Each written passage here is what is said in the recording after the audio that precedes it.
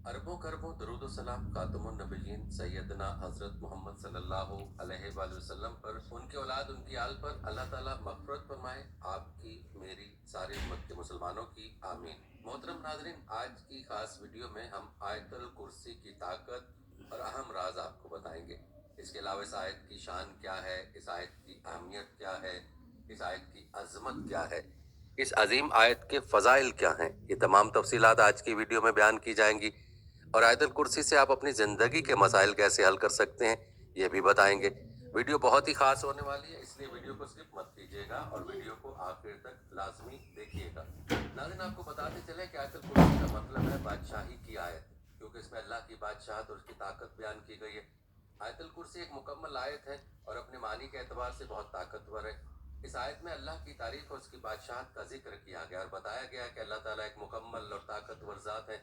अपनी इस खसूसियत के बायस आयतुल कुर्सी इंसानों को खतरात और दूसरी बलाओं से महफूज रखने के लिए मौसर है।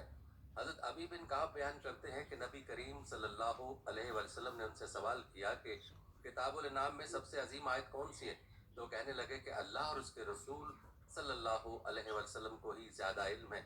ये सवाल कई बार दोहराया और फिर फरमाने लगे कि वो आयतुल कुर्सी है। इसी तरह अबू हुरैरा बयान करते हैं कि रसूल करीम सल्लल्लाहु अलैहि वसल्लम ने फरमाया, सूरतुल बकरा में ऐसी आयत है जो कि कुरान की तमाम आयत की सरदार है।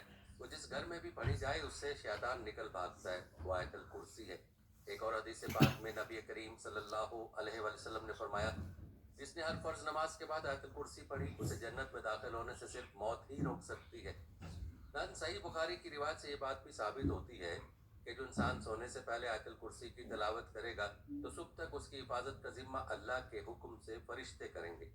इसी तरह हजरत अली रज़ी अल्लाह तआला अन्हु का इरशाद है कि आप सल्लल्लाहु अलैहि वसल्लम ने इरशाद फरमाया कि जिस घर में आयतुल कुर्सी पढ़ी जाती है तो शैतान वहां से भाग जाता, 3 दिन तक उस घर में दाखिल नहीं होता और 40 दिन तक उस मकान पर सहर का असर नहीं हो सकता।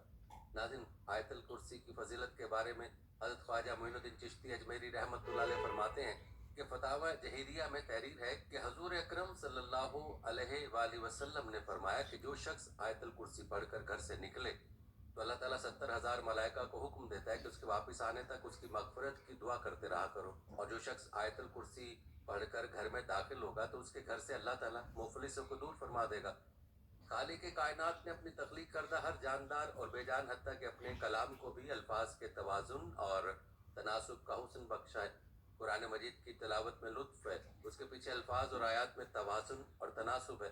यही वजह थी कि जब कुफ्फार जो कुरान को इंसान का कलाम कहते थे उनको चैलेंज दिया गया कि अगर तुम इस शक में हो तो मेरे बंदे पर नाजिल शुदा किताब के बारे में तो इस जैसी कोई एक सूरत ही ले आओ और अल्लाह के सिवा जो कोई तुम्हारे मददगार है उन्हें भी बुला लो। नाज़रीन, याद रहे कि आयतुल कुर्सी की फजीलत में बहुत सारी रिवायत भी और वाक़यात भी मनकूल हैं, जिनमें आयतुल कुर्सी में पोशीदा राज भी बयान हुए। यहाँ आपको आयतुल कुर्सी के हवाले से चंद रिवायात बता दें, ज़रा गौर से मुलाहजा कीजिएगा ताकि आप आयतुल कुर्सी के पोशीदा राज जान सकें। नाज़रीन, इब्न कसीर रहमुल्लाह सूरह बकरा की आयतुल कुर्सी की तफसीर करते हुए कहते हैं, ये आयतुल कुर्सी है जिसकी फजीलत में नबी सल्लल्लाहु अलैहि वसल्लम से सही हदीस में मनकूल है कि किताबुल्लाह में आयत सबसे अफजल आयत है।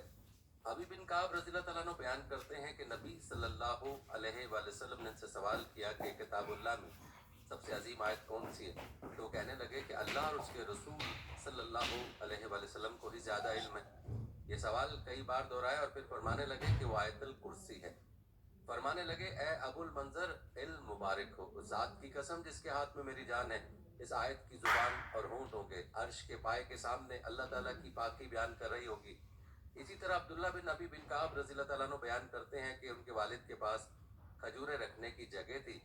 अब्दुल्ला रज़ी अल्लाह ताला अन्हु बयान करते हैं, मेरे वालिद उसका ख्याल रखते थे तो एक दिन उन्होंने उसमें खजूरें कम देखी। वो बयान करते हैं कि उन्होंने उस रात पहरा दिया तो रात एक शख्स नौजवान की शक्ल में आया। मैंने उसे सलाम किया और उसने जवाब दिया। वालिद कहते हैं, मैंने उससे कहा तुम जिन हो या कि इंसान? उसने जवाब दिया कि मैं जिन हूँ। वो कहते हैं, मैंने उसे कहा अपना हाथ दो, तो उसने अपना हाथ दिया तो वो कुत्ते के हाथ की तरह और बालों की तरह था। मैंने पूछा कि क्या जिन इसी तरह पैदा किए गए? वो कहने लगा कि जिनों में तो मुझसे भी सब किस्म के जिन हैं। मैंने कहा कि तुझे ये चोरी करने पर किसने उभारा? उसने जवाब दिया कि हमें इत्तला मिली कि आप सदका और खैरात पसंद करते हैं, तो हमने ये पसंद किया कि हम तेरा गल्ला हासिल करें। عبداللہ بن ابی کہتے ہیں کہ اسے میرے والد نے کہا کہ وہ کون سی چیز ہے جو ہمیں تم سے محفوظ رکھے. اس نے جواب میں کہا یہ آیت الکرسی ہے. پھر وہ نبی صلی اللہ علیہ وآلہ وسلم کے پاس گئے اور سارا قصہ بیان کیا. تو نبی صلی اللہ علیہ وآلہ وسلم نے فرمایا کہ اس خبیث نے سچ کہا ہے. ناظرین آپ کو بتاتے چلے کہ آیت الکرسی کے 9 حصے ہیں اور ان 9 حصوں کو اللہ نے بہت ہم آہنگی سے بنایا. اس آیت کے تمام 9 حصے اقرار اور نفی پر مشتمل ہیں. یاد رہے کہ ان میں نفی کا مطلب کسی لفظ سے انکار نہیں بلکہ اس لفظ میں موجود باتوں کا انکار ہے. اقرار کا مطلب کسی چیز یا بات کو ماننا اور تسلیم کرنا، جبکہ نفی کا مطلب اس بات یا چیز سے انکار کرنا. جیسا کہ پہلی آیت میں نفی کی بات اس طرح کی گئی کہ اللہ جس کے سوا کوئی معبود نہیں، یعنی اللہ اپنے سوا کسی اور خدا کی نفی کر رہا ہے. پھر فرمایا گیا وہ ہمیشہ زندہ رہنے والا ہے. یہاں اقرار کیا گیا کہ اس کی ذات ہمیشہ سے تھی اور ہمیشہ رہے گی اور باقی سب کچھ فنا ہو جائے گا. اقرار اور نفی جیسا کہ اس کے دوسرے حصے میں نفی کا ذکر ہے کہ نہ اس کو اونگ آتی ہے نہ نیند. پھر اقرار کا ذکر ہے کہ جو کچھ آسمانوں میں ہے اور جو کچھ زمین میں ہے سب اسی کا ہے. پھر ذکر ہے کہ کون ایسا شخص ہے جو اس کے حضور اس کی اجازت کے بغیر سفارش کر سکے، یہ نفی ہے. اگلی آیت میں ارشاد ہے جو کچھ لوگوں نے روبرو ہو رہا ہے اور جو کچھ ان کے پیچھے ہو چکا ہے اسے سب معلوم ہے، یہ اقرار ہے. اور اس کی معلومات میں سے کسی چیز سے دسترس حاصل نہیں کر سکتے، ہاں جس قدر وہ چاہتا ہے. اس میں نفی کی گئی کہ اللہ کے سوا کسی کو اختیار حاصل نہیں. اس کی بادشاہی اور علم آسمان اور زمین سب پر حاوی ہے. یہاں اقرار کیا گیا ہے اللہ تعالیٰ کی بادشاہت کا اور اسے اس کی حفاظت کچھ بھی دشوار نہیں. یہاں نفی ہے. بڑا عالی مرتبہ اور جلیل القدر ہے. بس آخری جملے میں اقرار ہے کہ وہی سب سے بڑا ہے. اب اسی آیت میں ایک اور گہرا راز بھی پوشیدہ ہے جسے اگر آپ جانیں گے تو یقیناً حیران ہو جائیں گے کہ الفاظ اور حروف کا یہ زبردست ملاپ واقعی قرآن کا اصل حسن ہے. آیت الکرسی کے پہلے جملے میں ہم اللہ کی 2 صفات کو دیکھ سکتے ہیں، یعنی زندہ اور ہمیشہ رہنے والا. اب اس آیت کے آخری جملے میں بھی اللہ کی 2 صفات بیان کی گئی ہیں، یعنی عالی مرتبہ اور جلیل القدر. پھر اس آیت کے دوسرے اور 8ویں حصے کو اگر گہرائی سے دیکھا جائے تو دونوں میں اللہ کے بارے میں ایک ہی بات بیان کی گئی ہے کہ وہ کسی قسم کی تھکاوٹ سے پاک ہے. جب اللہ کسی چیز کی حفاظت کرتا ہے تو اسے نہ نیند آتی ہے اور نہ اونگ، اور زمین و آسمان کی نگرانی بھی اللہ کو تھکاتی نہیں ہے. اس آیت کے تیسرے اور 7ویں حصے کو دیکھنے سے معلوم ہوتا ہے کہ آپس میں ملتے جلتے ہیں. ان حصوں میں اللہ تعالیٰ انسان کو باور کراتا ہے کہ وہ نہ صرف زمین و آسمان کا مالک ہے بلکہ تمام کائنات میں پھیلی ہوئی ہر شے کا بادشاہ بھی ہے. اسی طرح چوتھے اور چھٹے حصے میں اللہ انسان کو اس کے کمزور اور اللہ کے محتاج ہونے کی یاد دہانی کراتا ہے اور پھر کہتا ہے سوائے اس انسان کے جسے اللہ خود طاقت عطا کر دے. ناظرین یوں پہلا اور آخری، دوسرا اور 8واں، تیسرا اور 7واں، چوتھا اور چھٹا حصہ ایک دوسرے سے منسلک ہیں. لیکن 5ویں حصے میں کیا ہے؟ اب سب سے حیران کن اور زبردست بات اس آیت کا درمیانہ اور 5واں حصہ ہے. اس میں اللہ انسان کو بتاتا ہے کہ وہ جانتا ہے کہ اس آیت میں اس نے پہلے کیا بیان کیا اور بعد میں کیا بیان کیا. اب غور کریں کہ کون ایسی باتیں بتا رہا ہے؟ بے شک اللہ. اور جس طرح اللہ ان تمام باتوں کو بیان کر رہا ہے تو ایسی زبردست وضاحت اللہ کے سوا کو اور کوئی نہیں کر سکتا. اس بات کا بھی ثبوت ہے کہ قرآن لکھے الفاظ نہیں بلکہ اللہ کا کلام ہے، اس پر ہر ایک حرف اللہ نے فرمایا. ناظرین دراصل یہ اللہ تعالیٰ کے کلام کا حسن ہے اور قرآن پاک کی بلاغت کو سمجھنا عام انسان کے بس کی بات نہیں ہے. یاد رہے کہ خود قرآن پاک میں اللہ تعالیٰ نے یہ چیلنج فرمایا تھا کہ کوئی ایک آیت اس کے مثل لے آؤ، لیکن کسی کی یہ جرت نہ ہو سکی کہ اس چیلنج کو قبول کرے. یہی وجہ ہے کہ آیت الکرسی جو قرآن پاک کی سب سے عظیم آیت ہے، اس میں بھی جو فصاحت و بلاغت ہے، اس میں جو راز ہیں وہ بہت گہرے ہیں.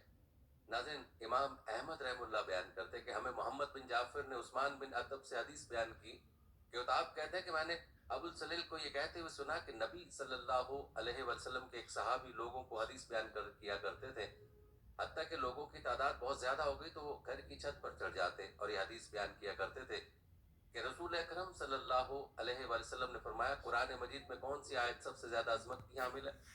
تو ایک شخص کہنے لگا اللہ لا الہ الا هو الحی القیوم. وہ بیان کرتے ہیں کہ نبی صلی اللہ علیہ وسلم نے اپنا ہاتھ میرے سینے پر رکھا تو چھاتی پر میں نے اس کی ٹھنڈک محسوس کی اور نبی صلی اللہ علیہ وسلم یہ فرمانے لگے اے ابو المنظر علم کی مبارک ہو. ایک دوسری روایت میں ابو ذر رضی اللہ تعالیٰ عنہ بیان کرتے ہیں کہ میں نبی صلی اللہ علیہ وسلم کے پاس آیا تو آپ مسجد میں تشریف فرما تھے تو میں بھی بیٹھ گیا تو نبی صلی اللہ علیہ وسلم نے فرمایا اے ابو ذر کیا تو نے نماز پڑھی ہے؟ میں نے نہیں میں جواب دیا تو نبی صلی اللہ علیہ وآلہ وسلم فرمانے لگے اٹھ کر نماز پڑھو. میں نے اٹھ کر نماز ادا کی اور پھر بیٹھ گیا تو نبی صلی اللہ علیہ وآلہ وسلم فرمانے لگے اے ابو ذر انسانوں اور جنوں کے شر سے پناہ طلب کرو. وہ کہتے ہیں کہ میں نے رسول اکرم صلی اللہ علیہ وآلہ وسلم سے کہا کہ کیا انسانوں میں بھی شیطان ہوتے ہیں؟ تو نبی صلی اللہ علیہ وآلہ وسلم فرمانے لگے جی ہاں. میں نے کہا نماز؟ تو نبی صلی اللہ علیہ وسلم فرمانے لگے یہ اچھا موضوع ہے، جو چاہے زیادہ کر لے اور جو چاہے کم کر لے. وہ کہتے ہیں میں نے کہا روزے کے بارے میں؟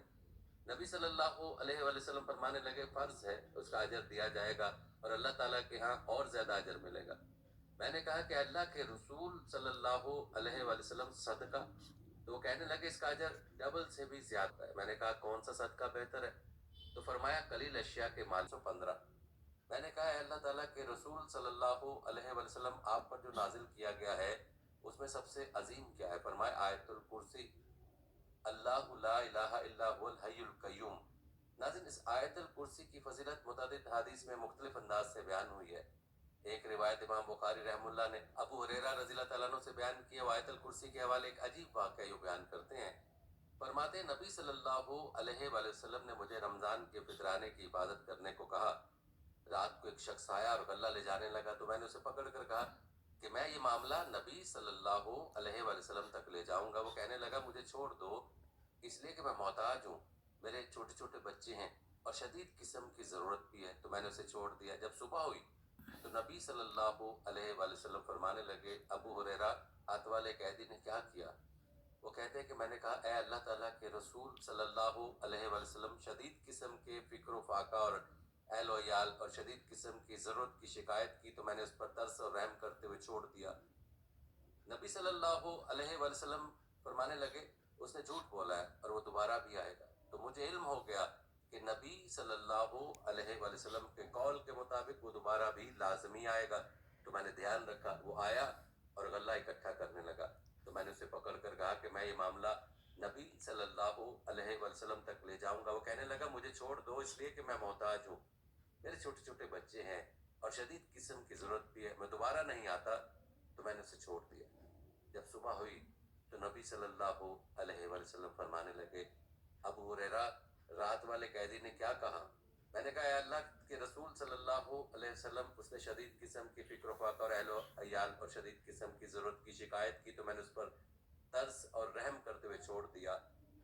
نبی صلی اللہ علیہ وآلہ وسلم فرمانے لگے اس نے جھوٹ بولا اور وہ دوبارہ بھی آئے گا. تو میں نے تیسری مرتبہ بھی اس کا دھیان رکھا، وہ آیا اور غلہ اکٹھا کرنے لگا. تو میں نے اسے پکڑ کر کہا کہ میں یہ معاملہ نبی صلی اللہ علیہ وآلہ وسلم تک لے جاؤں گا، یہ تیسری اور آخری بار ہے. تو کہتا تھا کہ نہیں آؤں گا اور پھر آ جاتا ہے. وہ کہنے لگا مجھے چھوڑ دو، میں تمہیں کچھ کلمات سکھاتا ہوں جس سے اللہ تعالیٰ تجھے فائدہ دے گا. میں نے کہا وہ کون سے کلمات ہیں؟ وہ کہنے لگا کہ جب تم اپنے بستر پر آؤ تو یہ آیت الکرسی پڑھو، اللہ لا الہ الا هو الحی القیوم. یہ مکمل پڑھنے پر اللہ تعالیٰ کی طرف سے تمہارے لیے ایک محافظ مقرر کر دیا جائے گا اور صبح تک شیطان تمہارے قریب بھی نہیں آ سکے گا. تو میں نے اسے چھوڑ دیا. جب صبح ہوئی تو نبی صلی اللہ علیہ وآلہ وسلم فرمانے لگے ابو ہریرہ رات والے قیدی نے کیا کیا؟ میں نے کہا اے اللہ تعالیٰ کے رسول صلی اللہ علیہ وآلہ وسلم اس نے مجھے کچھ کلمات سکھائے جن کے بارے میں اس کا خیال یہ تھا کہ اللہ تعالیٰ ان کلمات سے مجھے فائدہ دے گا. تو میں نے اسے چھوڑ دیا. نبی صلی اللہ علیہ وآلہ وسلم فرمانے لگے وہ کلمات کون سے ہیں؟ میں نے کہا کہ اس نے مجھے یہ کہا ہے کہ جب تم اپنے بستر پر آؤ تو یہ آیت الکرسی پڑھو، اللہ لا الہ الا هو الحی القیوم. اور اس نے مجھے کہا کہ مکمل پڑھنے پر اللہ تعالیٰ کی طرف سے تمہارے لیے ایک محافظ مقرر کر دیا جائے گا اور صبح تک شیطان تمہارے قریب بھی نہیں آ سکے گا. اور صحابہ کرام تو خیر و بھلائی کے کاموں میں بہت ہی زیادہ حریص تھے. تو نبی صلی اللہ علیہ وآلہ وسلم فرمانے لگے تیرے ساتھ بات تو اس نے سچی کی ہے لیکن وہ خود جھوٹا ہے. اے ابو ہریرہ تمہیں یہ علم ہے کہ تم 3 راتوں سے کس کے ساتھ بات چیت کر رہے تھے؟ میں نے کہا کہ نہیں. تو نبی صلی اللہ علیہ وآلہ وسلم فرمانے لگے کہ وہ شیطان تھا. ناظرین ایک روایت میں نے جنوں کے ایک فقیر شخص کو پکڑ لیا، اسے چھوڑ دیا. پھر وہ دوسری اور تیسری بار بھی آیا تو میں نے اسے کہا کیا تو نے میرے ساتھ وعدہ نہیں کیا تھا کہ آئندہ نہیں آؤں گے؟ آج میں تمہیں نہیں چھوڑوں گا بلکہ نبی صلی اللہ علیہ وسلم کے پاس لے کر ہی جاؤں گا. تو کہنے لگا ایسا نہ کرنا، اگر آپ مجھے چھوڑ دو گے تو میں تمہیں کچھ ایسے کلمات سکھاؤں گا. آپ جب وہ کلمات پڑھیں گے تو کوئی بھی چھوٹا یا بڑا اور مذکر مؤنث जिन तुम्हारे करीब भी नहीं पटकेगा। वो उसे कहने लगा क्या वाकई तुम ये काम करोगे? उसने जवाब दिया हाँ मैं करूंगा। अबू हुरैरा रज़ी अल्लाह ताला ने कहा कि वो कौन से कलमात है? वो कहने लगा अल्लाहु ला इलाहा इल्ला हुवल हय्युल कय्यूम, और आयतल कुर्सी की मुकम्मल पढ़ी तो उसे छोड़ दिया, तो वो चला गया और वापस न लौटा। अबू हुरैरा रज़ी अल्लाह ताला ने ये किस्सा नबी सल्लल्लाहु अलैहि वसल्लम के सामने जिक्र किया तो रसूलुल्लाह सल्लल्लाहु अलैहि वसल्लम का कहना था क्या तुझे इल्म नहीं कि आयतल कुर्सी इस तरह है? नाज़रीन, ये 3 वाक़यात आपने मुलाज़ा किए हैं जो एक तरह के हैं लेकिन मुख्तलिफ अंदाज से बयान हुए हैं, और ये अलग अलग वाक़यात भी हो सकते हैं। अलबत्ता इन वाक़यात में आयतुल कुर्सी की फ़जीलत बयान हुई है। कितनी ज़बरदस्त फ़जीलत है कि रात को बिस्तर पर एक बार आयतुल कुर्सी पढ़ ली जाए तो उस इंसान की हिफाजत के लिए फ़रिश्ता मुकर्रर हो जाए। नाज़रीन, इसके अलावा अबू उबैद ने किताबुल गरीब में कहा है कि अब्दुल्ला बिन मसूद रज़ी अल्लाह तआला अन्हुमा बयान करते हैं कि इंसानों में से एक शख्स निकला तो एक जिन से मिला और वो उसे कहने लगा क्या तू मेरे साथ कुश्ती का मुकाबला करेगा? अगर तूने मुझे पिछाड़ दिया तो मैं तुझे एक ऐसी आयत सिखाऊंगा, जब तू ये आयत घर में दाखिल होकर पढ़ेगा तो शैतान घर में दाखिल नहीं हो सकेगा। उन दोनों ने मुकाबला किया तो इंसान ने उसे पिछाड़ दिया। वो इंसान उसे कहने लगा मैं तुझे बहुत ही कमजोर और दुबला पतला देख रहा हूँ, तेरे बाजू कुत्ते की तरह है, क्या सब जिन इसी तरह से हैं या कि इनमें से तू ही ऐसा है? तो उसने कहा कि इनमें से मैं ही कमजोर और दुबला पतला हूँ। उसने दोबारा मुकाबला किया तो इंसान ने दोबारा उसे पिछाड़ दिया। तो वो जिन कहने लगा तो आयतल कुर्सी पढ़ा कर, इसलिए कि जो भी घर में दाखिल होते वक्त आयतल कुर्सी पढ़ता है उस घर से शैतान निकल भागता है, और निकलते वक्त उसकी आवाज़ गधे की गूंज मारने किसी आवाज़ की तरह होती है। इब्ने मसूद रज़ी अल्लाह तआला अन्हु से पूछा गया कि क्या वो उमर रज़ी अल्लाह तआला अन्हु थे? तो वो कहने लगे उमर रज़ी अल्लाह तआला अन्हु के अलावा और कौन हो सकता है? नाज़रीन, इस रिवायत में घर में दाखिल होते वक्त आयतल कुर्सी पढ़ने की फजीलत बयान हुई है। ये अमल भी बहुत ही आसान है और इसकी बरकत से हमारे घरों के शयातीन आसान है और इसकी बरकत से हमारे घरों के शयातीन और जिन्नात से हिफाजत हो सकती है। लेकिन अफसोस कि आज का मुसलमान अहादीस में मौजूद इन छोटे छोटे अमाल के बारे में इल्म ही नहीं रखता। याद रखें, आज हमारे घरों में जितनी भी परेशानियां हैं उनकी एक बड़ी वजह यह है कि हम अमाल से दूर हो चुके हैं। अगर आप पूरे यकीन के साथ इन अमाल को करें तो यकीन जाने आपकी जिंदगी पुरसकून हो जाएगी। नाज़रीन, एक दूसरी रिवायत में इब्ने उमर रज़ी अल्लाह तआला अन्हु बयान करते हैं कि एक दिन उमर बिन खत्ताब रज़ी अल्लाह तआला अन्हु लोगों की जानिब गए जो कि कतारों में खड़े थे। उमर बिन खत्ताब रज़ी अल्लाह तआला अन्हु कहने लगे कौन बताएगा कि कुरान करीम में सबसे बड़ी आयत कौन सी है? इब्ने मसूद रज़ी अल्लाह तआला अन्हु कहने लगे कि जानने वाले पर आपकी नजर पड़ी, मैंने रसूल करीम सल्लल्लाहु अलैहि वसल्लम को ये फरमाते हुए सुना कुरान मजीद में सबसे अजीम आयत आयतुल कुर्सी है, अल्लाहु ला इलाहा इल्ला हुवल हय्युल कय्यूम। नाज़रीन, आपने मुलाजा किया कि आयतुल कुर्सी की अजमत कई रिवायत में बयान हुई है। इससे अंदाजा लगाया जा सकता है कि आयत कितनी अजीम आयत है। इस आयत के बारे में ये भी बताया जाता है कि इसमें आज़म भी मौजूद है। इस आयत के इसमें आज़म पर मुश्तमिल होने के मुतालिक इमाम अहमद रहमुल्लाह का कहना है, अस्मा बिन्त यजीद कहती हैं कि मैंने रसूल करीम सल्लल्लाहु अलैहि वसल्लम को फरमाते हुए सुना कि इन दो आयतों अल्लाहु ला इलाहा इल्ला हुवल हय्युल कय्यूम और अलिफ लाम मीम अल्लाहु ला इलाहा इल्ला हुवल हय्युल कय्यूम में अल्लाह ताला का इस्म आज़म है। इमाम तिरमजी रहमुल्लाह का कहना है कि हदीस हसन सही। और अबू उमामा मरफून बयान करते हैं कि रसूलुल्लाह सल्लल्लाहु अलैहि वसल्लम ने फरमाया अल्लाह ताला का इस्म आज़म जिसके साथ दुआ की जाए तो कबूल होती है वो 3 सूरतों में, सूरह बकरा और आल इमरान और ताहा। हशाम जो कि इब्ने अम्मार खतीब दमिश्क है, उनका कहना है कि सूरह बकरा में अल्लाहु ला इलाहा इल्ला हुवल हय्युल कय्यूम और आल इमरान में अलिफ लाम मीम अल्लाहु ला इलाहा इल्ला हुवल हय्युल कय्यूम और ताहा में वांतुल वजूल हय्युल कय्यूम है। नाज़रीन, कैसी जबरदस्त फजीलत है कि इस आयत में इसमें आज़म मौजूद है और हदीस में आपने मुलाजा कर ही लिया कि इसमें आज़म के साथ दुआ कबूल होती है। तो ऐसे बहन भाई जो अक्सर दुआ ना कबूल होने की शिकायत करते हैं, उनको चाहिए कि दुआ से पहले आयतुल कुर्सी पढ़ लिया करें, उसके वसीले से दुआ मांगे, इंशाअल्लाह दुआएं कबूल होंगी। नाज़रीन, ये फजीलत आयतुल कुर्सी के राजों में से ऐसा राज है कि जिसके बारे में बहुत कम लोग जानते हैं, और जो जानते भी हैं वो इतने आसान इसमें आज़म के बावजूद भी इससे इस्तेफादा नहीं कर रहे। तो नाज़रीन, आप आज ही से आयतुल कुर्सी को अपनी दुआ का हिस्सा बनाएं और इस इसमें आज़म के वसीले से दुआ मांगे, इंशाअल्लाह आपको दुआएं कबूल होंगी। ज़रूरी है कि दुआ की कबूलियत की बाकी शराइत का ख्याल भी रखा जाए।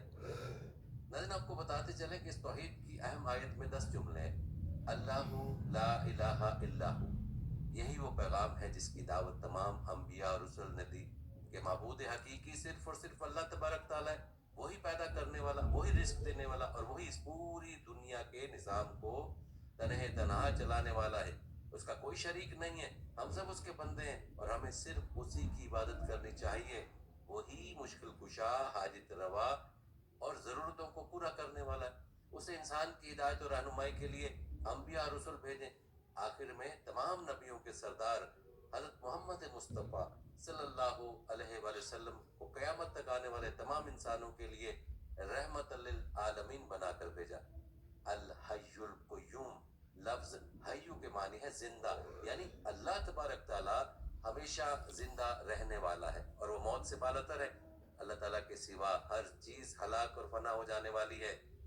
ناظرین یاد رہے کہ قیوم مبالغہ کا صیغہ ہے جس کے معنی ہے وہ ذات جو خود اپنے بل پر قائم اور دوسروں کے قیام و بقا کا واسطہ اور ذریعہ ہو۔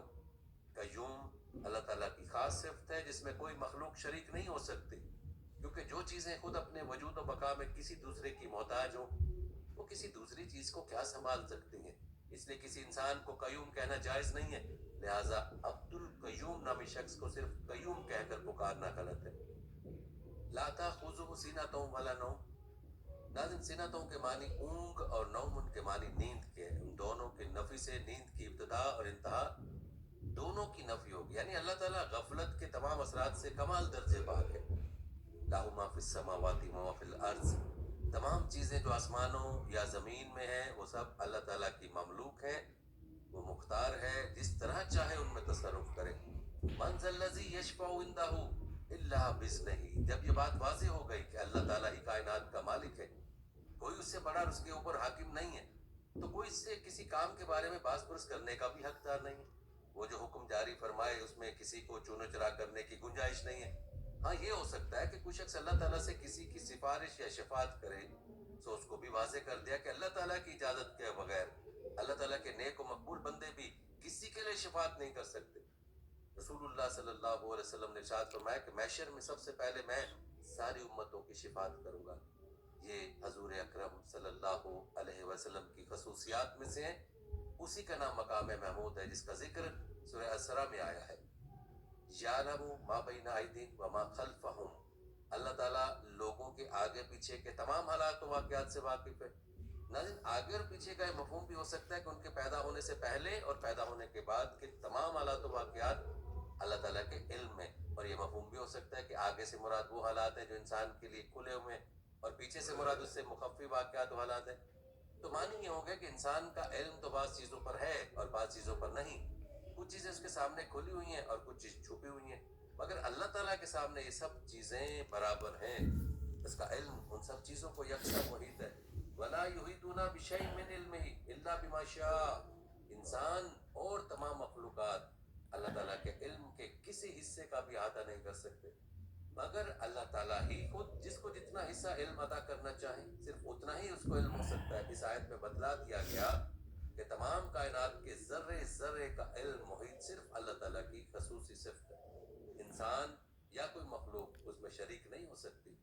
واسع کرسی السماوات والارض، یعنی اس کی کرسی اتنی بڑی ہے کہ جس کی وسعت کے اندر ساتوں آسمان اور زمین سمائے ہوئے ہیں۔ اللہ تعالیٰ نشست و برخاست اور حیث و مکان سے بالاتر ہے۔ اس قسم کی آیات کو اپنے معاملات پر قیاس نہ کیا جائے، اس کی کیفیت و حقیقت کا ادراک انسانی عقل سے بالاتر ہے۔ البتہ صحیح حدیث سے اتنا معلوم ہوتا ہے کہ عرش اور کرسی بہت عظیم الشان جسم ہیں جو تمام آسمان اور زمین سے بدرجہ بڑے ہیں۔ علامہ ابن کثیر نے بروایت حضرت ابو ذر غفاری نقل کیا کہ انہوں نے حضور اکرم صلی اللہ علیہ وسلم سے دریافت کیا کہ کرسی کیا اور کیسی ہے؟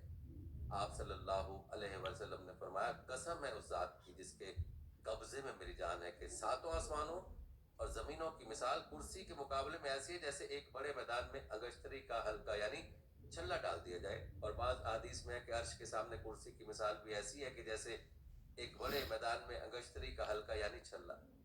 ناظرین بعض روایت میں کرسی سے مراد حضرت عبداللہ بن عباس رضی اللہ تعالیٰ عنہ سے علم منقول ہے، بعض حضرات سے دونوں پاؤں رکھنے کی جگہ منقول ہے۔ ایک حدیث میں یہ بھی مروی ہے کہ اس کا اندازہ بجس باری تعالیٰ کے اور کسی کو نہیں۔ ابو مالک فرماتے ہیں کہ کرسی عرش کے نیچے ہے، صدی کہتے ہیں کہ آسمان و زمین کرسی کے جوف میں ہے اور کرسی عرش کے سامنے حضرت عبداللہ بن عباس رضی اللہ عنہ فرماتے ہیں کہ ساتوں زمین اور ساتوں آسمان اگر پھیلا دیے جائیں تو بھی کرسی کے مقابلے میں ایسے ہوں گے جیسے ایک چھلا کسی چٹیل میدان میں۔ اسی طرح ابن جریر کی ایک مرفوع حدیث ہے کہ ساتوں آسمان کرسی میں ایسے ہیں جیسے 7 درہم ڈھال میں۔ بعض مفسرین نے تحریر کیا کہ اس کے معنی ہے کہ اللہ کا اقتدار آسمانوں اور زمین کے تمام اطراف و اکناف پر حاوی ہے، کوئی گوشہ اور کونا بھی اس کے دائرہ اقتدار سے الگ نہیں ہے۔ وَلَا يَؤُودُ حِفْظُهُمَا، اللہ تعالیٰ کو ان دونوں عظیم مخلوقات یعنی آسمانوں اور زمین کی حفاظت کچھ گرا نہیں معلوم ہوتی، کیونکہ اس قادر مطلق کی قدرت کاملہ کے سامنے یہ سب چیزیں نہایت آسان ہیں۔ یعود کے معنی ہے کسی چیز کا ایسی بھاری اور گرا ہونا کہ اس کا سنبھالنا مشکل ہو جائے۔ وَهُوَ الْعَلِيُّ الْعَظِيمُ۔ ناظرین، گزشتہ 9 جملوں میں اللہ تعالیٰ کی ذات و صفات کے کمالات بیان کیے گئے۔